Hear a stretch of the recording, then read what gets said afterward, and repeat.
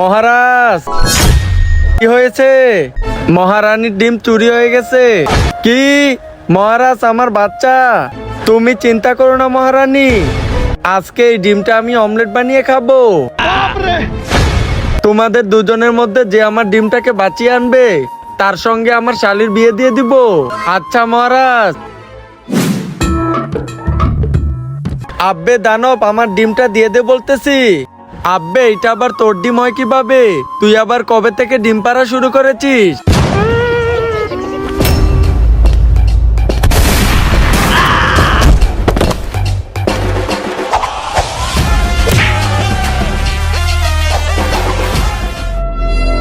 আব্বে, এইখানে তো অনেকগুলো ডিম, এইখানে মহারানীর ডিম কোনটা? আরে ভাই চল একটা কাজ করি, সবগুলো ডিম নিয়ে যাই, মহারানী নিজেই বলবে ওর ডিম কোনটা।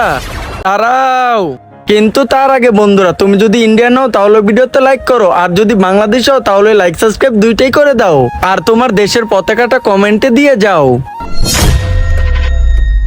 তাহলে তোমরা দুজনই প্রতিদিন আমার ডিম চুরি করো, আজকে ছাড়বো না তোদেরকে।